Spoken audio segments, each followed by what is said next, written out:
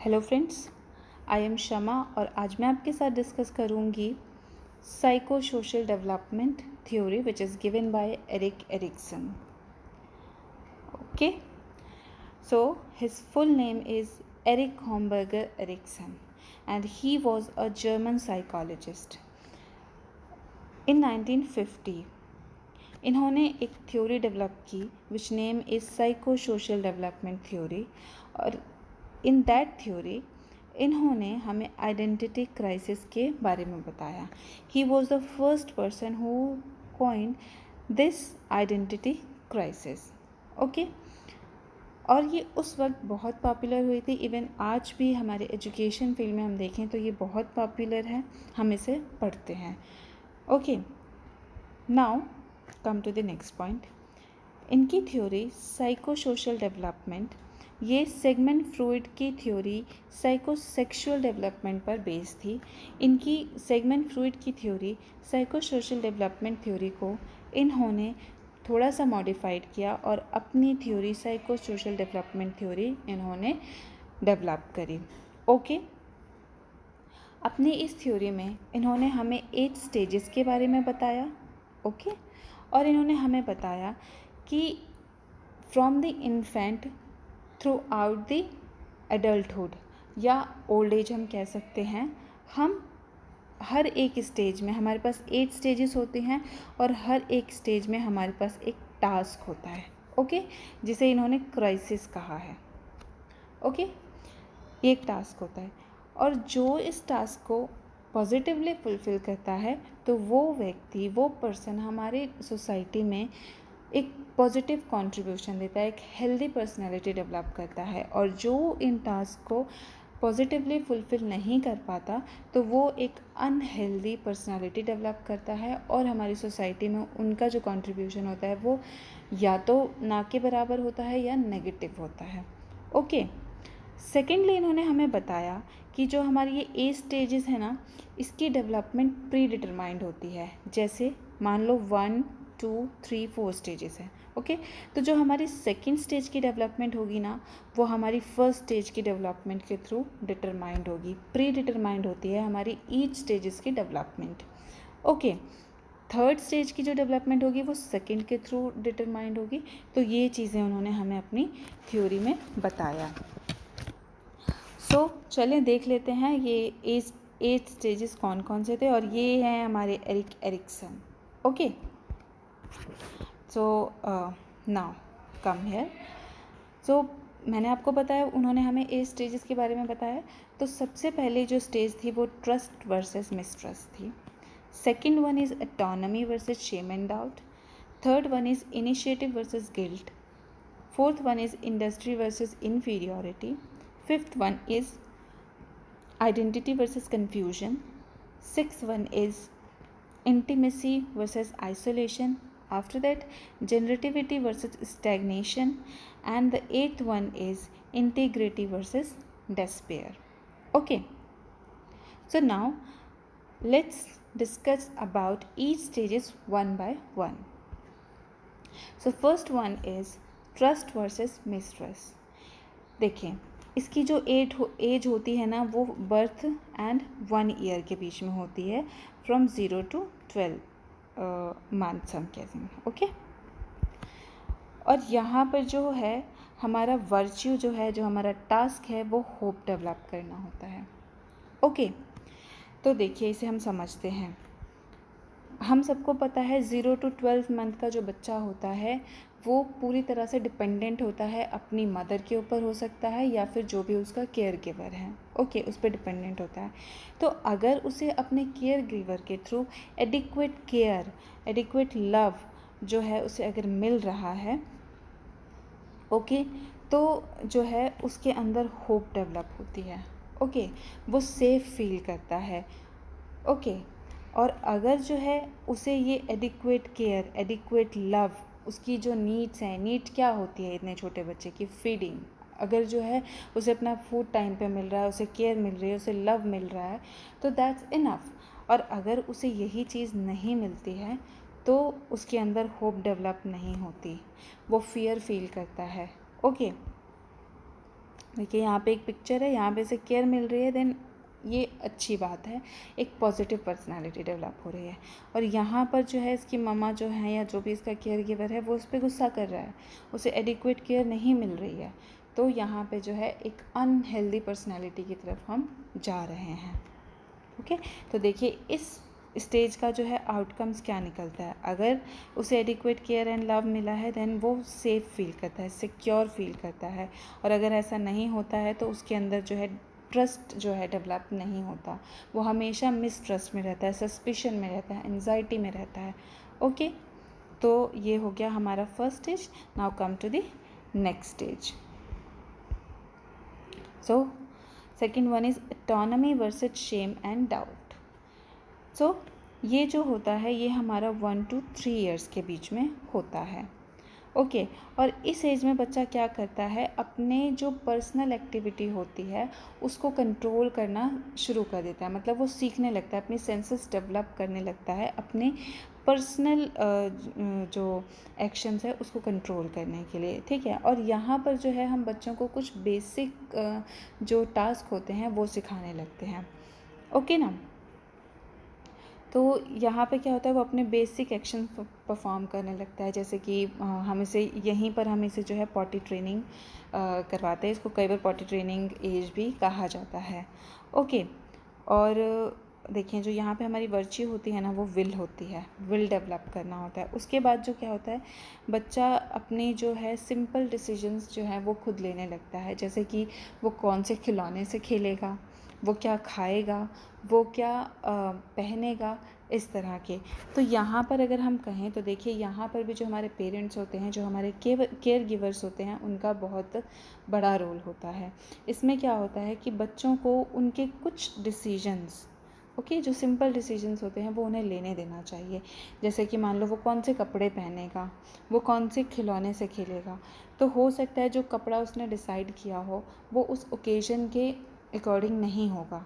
Okay, वो उससे match नहीं कर रहा होगा, लेकिन हमें क्या है यहाँ पे डायरेक्टली बच्चे को क्रिटिसाइज़ नहीं करना है। I am saying directly criticise नहीं करना है, हम उसे समझा सकते हैं, हम और भी तरीके अपना सकते हैं, लेकिन हमें बच्चों के अंदर ये चीज़ें डेवलप करनी है कि yes you can do it. Okay, ये मैं कहूँ तो एक एज होती है आई कैन डू इट वाली।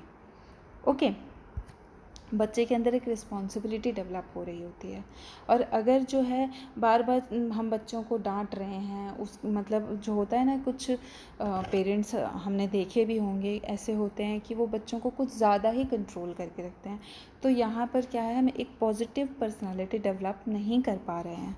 ओके, और ये देखिए मैंने आपको बताया पॉटी ट्रेनिंग की एज होती है ये, और भी जो उसके बेसिक काम होते हैं हम उसको सिखाना शुरू कर देते हैं, है ना। फिर इसके देखिए आउटकम्स क्या होते हैं, फीलिंग ऑफ ऑटोनॉमी। अगर हमने पॉजिटिवली बच्चों के अंदर ये चीज़ डेवलप करी है कि yes you can do it, तो उनके अंदर ऑटोनॉमी की फीलिंग डेवलप होती है। और अगर जो है हम बच्चों को बार बार क्रिटिसाइज़ कर रहे हैं, उनको हर चीज़ के लिए क्रिटिसाइज़ कर रहे हैं, बार बार उन्हें डांट रहे हैं, तो ये जो है शेम एंड डाउट जो है उनके अंदर हमेशा रहता है कि मैं कर भी सकता हूँ या नहीं। ओके, तो ये चीज़ होती है। और हमें एक चीज़ और ध्यान में रखी है कि जो एरिक एरिक्सन है ना, उन्होंने बैलेंस की बात की है। मतलब इतना यहाँ पर भी इसी स्टेज में भी ऐसा नहीं कि हम बच्चों की हर चीज़ को फुलफ़िल करें, जो वो कह रहे हैं हम वही फुलफ़िल करें, ऐसा भी नहीं है। और ऐसा भी नहीं है कि हम उन्हें हर चीज़ के लिए डांटते रहें, हमें एक बैलेंस बना के चलना है। Okay, so now come to the next stage which is initiative versus guilty. So अब देखिए ये जो होता है हमारा प्री स्कूल ईयर होता है, इसे हम 3 से 6 ईयर्स के बीच में मान सकते हैं। तो इसमें हमारा मेन टास्क क्या होता है, इनिशिएटिव वर्सेस गिल्टी। ओके, और इसमें हमारी वर्च्यू होती है पर्पस। ओके, ये हमारा वर्च्यू होता है। तो देखिए इस एज में ना बेसिकली क्या होता है, बच्चा जो है वो इंटरैक्ट करना शुरू कर देता है, वो सोशली इंटरैक्ट करने लगता है। तो जैसे कि मैंने आपको बताया था कि जो बच्चे जो हमारी डेवलपमेंट होती है वो प्री डिटरमाइंड होती है, हमारी प्रीवियस जो स्टेज है डेवलपमेंट की उसके थ्रू हमारी जो नेक्स्ट स्टेज है वो उस पर डिपेंड करती है। तो आप आप ये खुद सोचिए कि अगर जो एक बच्चा है वो अपनी फैमिली में उसको बार बार डांटा जा रहा है उसको, तो वो क्या वो सोशली इंटरेक्ट कर पाएगा?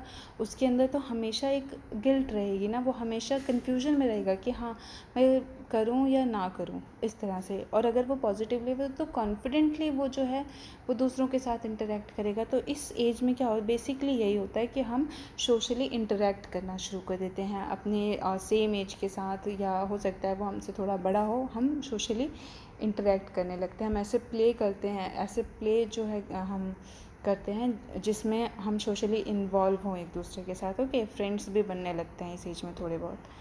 ओके, तो ये यहाँ पे एक पिक्चर है, देखो यहाँ पे आराम से सोशल इंटरेक्ट, और यहाँ पर जो है ना ये कंफ्यूज है कि मैं अच्छा हूँ या बुरा हूँ। ओके, इस यहाँ कोई, और ये यहाँ आराम से सोशली इंटरेक्ट कर रहा है।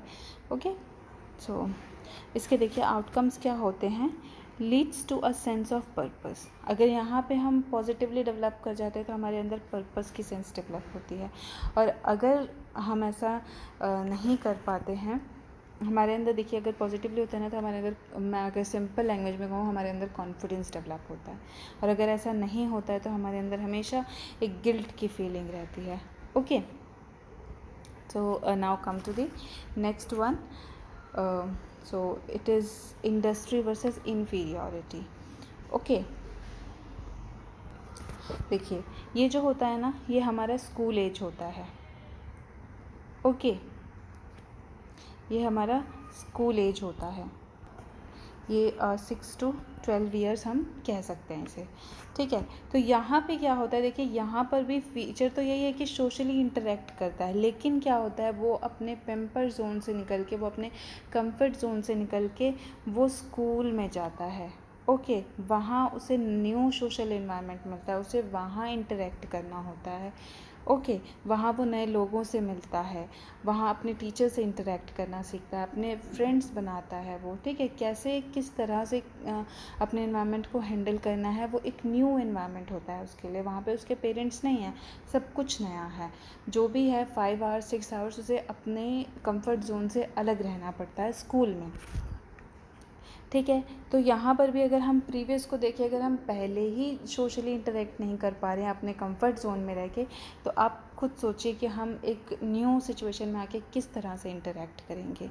तो इसी तरह जो है एरिक्सन ने कहा कि हमारी प्री डिटरमाइंड होती है। तो देखिए इसी तरह से अगर हम देखें तो सच में ये बिल्कुल प्री डिटरमाइंड है। अगर हम अपने कंफर्ट जोन में इंटरेक्ट नहीं कर रहे हैं तो हम अपने न्यू सिचुएशन में जाके किस तरह से इंटरेक्ट करेंगे, किस तरह से हम करेंगे। ओके, सो इसमें हमारी वर्च्यू होती है कम्पिटेंस। ओके, हम अपनी कम्पिटेंस को जो है डेवलप कर रहे होते हैं। ये देखिए अगर बच्चा मतलब कैसे एक दूसरे से इंटरेक्ट कर रहा है ना, क्लास में ऐसे चुप चुप नहीं बैठा हुआ है। ओके, और यहाँ पे देखिए आउटकम्स क्या होते हैं कि अगर पॉजिटिवली हमने इस स्टेज को हैंडल कर लिया, अपने टास्क को फुलफ़िल किया पॉजिटिवली, तो हमारे अंदर कॉम्पिटेंस आती है, बिलीव आते हैं हमारे स्किल्स को लेके।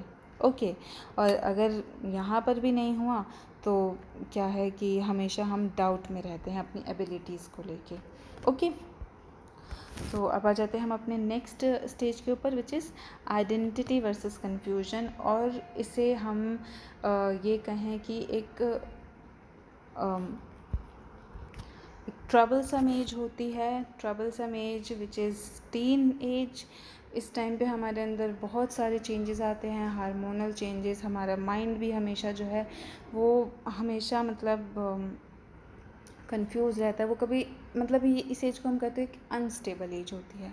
बहुत जल्दी हमें इस एज में मूड स्विंग्स होते हैं, और जो भी इसे देख रहा है, जो बीएड कर रहे हैं बच्चे या जो सीटेट वगैरह की तैयारी कर रहे हैं, तो वो इस एज से आए होंगे। और आप सबको पता होगा कि ये कितनी ट्रबलसम एज होती है, हमारी टीन एज ईयर्स।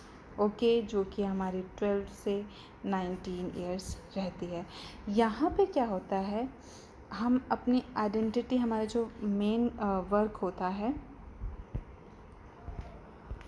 वो हमारी फिडिलिटी होती है। हम ये सोचते हैं कि what I am, who I am, हम ये सोचते हैं what do I want to do with my life, हम ये सब सोचना शुरू कर देते हैं। इस टाइम पे क्या होते हैं, हम अपने बहुत सारे हम देखें तो आइडियल्स बनाते हैं। ऐसा होता है ना, हम अपने आइडियल्स चूज़ करते हैं कि हमें इसके जैसा बनना है या हमें ये करना है लाइफ में। तो यहाँ पर क्या होता है कि देखिए, इसमें डेवलपमेंट के लिए, इस एज में डेवलपमेंट, इसको पॉजिटिवली इसको इस टास्क को पूरा करने के लिए ज़रूरी है कि पेरेंट्स जो हैं वो बच्चों को उनकी वो जो करना चाहते हैं, जो उनकी विल है, वो उसके लिए उसे सपोर्ट करें। ओके, पॉजिटिव विल अगर मैं कहूँ तो, जैसे कि कई बार होता है ना कि पेरेंट्स, अगर बच्चा मान लो म्यूजिशियन बनना चाहता है, पेंटर बनना चाहता है, तो एक्चुअली हमारी सोसाइटी में इन सब की कोई वैल्यू नहीं है।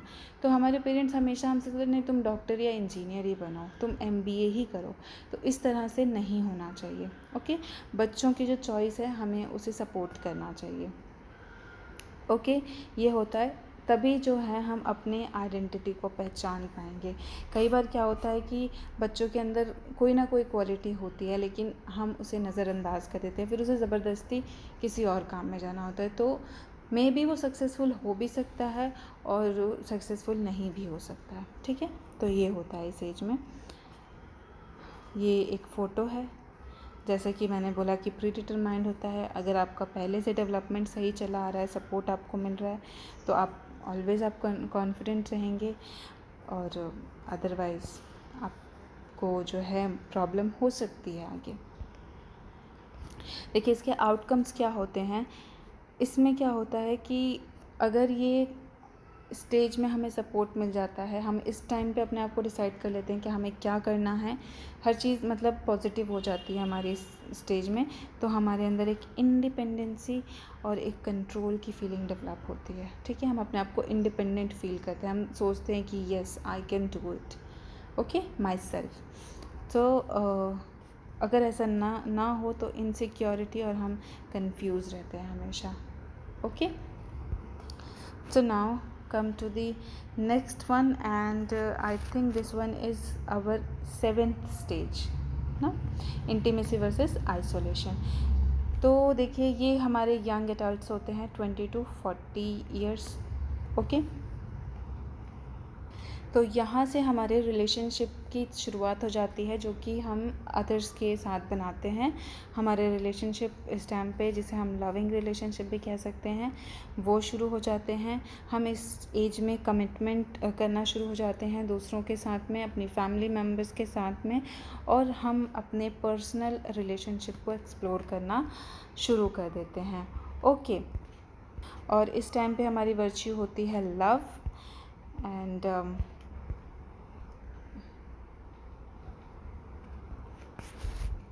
इसमें हम अपने जो पर्सनल रिलेशनशिप हैं उसको एक्सप्लोर करते हैं। और इस टाइम पे जो हमारे, देखिए, आउटकम्स क्या होते हैं स्ट्रॉन्ग रिलेशनशिप। अगर हम इस टाइम पे हमारी डेवलपमेंट सही हो रही है और पॉजिटिवली हो रही है, तो आगे चल के हम एक स्ट्रॉन्ग रिलेशनशिप बनाते हैं। उसके बाद अगर नहीं हो पाया, नेगेटिवली हुआ, तो हम लोनलीनेस और आइसोलेशन जो है वो आता है हमारी लाइफ में। अब आ जाते हैं हम अपने नेक्स्ट स्टेज के ऊपर। This one is 7th stage, और last one is 6th stage. Okay, I was confused, this one is 7th। Okay, so ये हमारी मिडिल एडल्टहुड होती है, ये 40 to 60 ईयर्स होती है। इसमें क्या होता है, हम अपने करियर पे फोकस कर रहे होते हैं पूरी तरीके से, हमारी फैमिलीज़ हो जाती हैं, हम अपने फैमिली, एक रिस्पॉन्सिबल, अगर मैं कहूँ तो हम रिस्पॉन्सिबिलिटी लेने लगते हैं। हम अपनी सोसाइटी में जो है कंट्रीब्यूशन, और हम अपने मतलब कंट्रीब्यूट करने लगते हैं नेक्स्ट जनरेशन के लिए, क्योंकि इन दैट स्टेज हम मतलब most of the people have their babies, their own babies. Okay, तो हम जो है नेक्स्ट जनरेशन के लिए कंट्रीब्यूशन शुरू कर देते हैं। हमारी जो एक्टिविटीज़ होती हैं वो प्रोडक्टिव होती है, और कम्युनिटी वर्क्स होते हैं हमारे, मीनिंगफुल वर्क्स होते हैं, और हम ऐसे काम करते हैं जिससे बेनिफिट होता है अदर लोगों को। जैसे कि मान लो कोई, जैसे हमारे पेरेंट्स थे, हम छोटे थे, तो वो हमारे पेरेंट्स तो इस एज में थे, ओके। और हम जनरेशन थे तो हमें उनके वर्क से जो था वो बेनिफिट मिल रहा था, या और भी हम सोशल वर्क भी करते हैं जो सोसाइटी को बेनिफिट करती है। ओके, तो ये हमारी स्टेज हो जाती है। उसके बाद आप यहाँ देख सकते हैं। ओके, एंड इसमें हमारी वर्च्यू हमारी केयर होती है। और अगर हम इसके आउट बात करें तो ये होता है यूज़फुलनेस एंड अकम्पलिशमेंट। मतलब अगर हम इस स्टेज पे हमारी डेवलपमेंट पॉजिटिवली हो रही है तो अकम्पलिशमेंट की फीलिंग आती है, यूज़फुलनेस की फीलिंग आती है। अदरवाइज़ हम अपने आप को जो है ना, हमारा जो शेलो इन्वॉल्वमेंट होता है वर्ल्ड में, और हम अपने आप को यूज़लेस समझने लगते हैं। ओके, इस तरह की फीलिंग हमारे अंदर आती है। So now come to the last stage which is integrity and despair. Okay, ये हमारी ओल्ड एज होती है, 60 के बाद हमारी till death. Okay, till death. और यहाँ पे क्या होता है ना कि हम अपने जो 7 स्टेजेस हमने क्रॉस किए, हम उसके बारे में सोचते हैं। ओके, जो भी हमने स्टेजेस क्रॉस कर लिए, मैं आपको यहाँ एक पिक्चर दिखाती हूँ। ये देखिए, ये अपनी पुराने पिक्चर्स देख रहे हैं हम, अपने कह सकते हैं जो हमारी यादें हैं हम उसको रिकॉल करते हैं इस स्टेज पे। ओके, और अगर हमारे बाकी सारे जो हमारे एक्सपीरियंसेस, जो हमारी 7 स्टेज हैं वो पॉजिटिवली फुलफ़िल हुई होती हैं, तो हम क्या कहते हैं, हमारे अंदर इंटीग्रिटी की जो है फीलिंग आती है, विजडम डेवलप होता है, हमें यूज़फुलनेस लगता है, हमें अकम्पलिशमेंट की फीलिंग आती है हमारे अंदर कि हमने अपनी लाइफ में कुछ किया है। अदरवाइज़ जो है हमें रिग्रेट्स होते हैं। ठीक है, हम अपने, अगर हमारा जो 7 स्टेजेस है उसमें हम पॉजिटिवली डेवलप नहीं हो पाए तो, या कोई काम, जैसे अगर मैं आपको टीन एज का एग्जांपल दूँ, वहाँ पर क्या होता है, कई बार बच्चा बनना तो म्यूजिशियन चाहता है लेकिन ज़बरदस्ती तुम्हें MBA करनी है, तो इस तरह के रिग्रेट्स हमारी लाइफ में रह जाते हैं कि काश मैंने ऐसा किया होता, या इस तरह का। Okay, so that's it for today. जो एरिक एरिक्सन की थ्योरी थी उसके 8 स्टेजेस के बारे में हमने पढ़ा। और thank you so much for watching my video. और अगर आप यहाँ तक आए हैं तो ऑफ़ कोर्स आपको ये हेल्पफुल लगी होगी मेरी वीडियो, तो आप प्लीज़ मेरे चैनल को सब्सक्राइब करें, लाइक करें एंड शेयर करें। Thank you so much.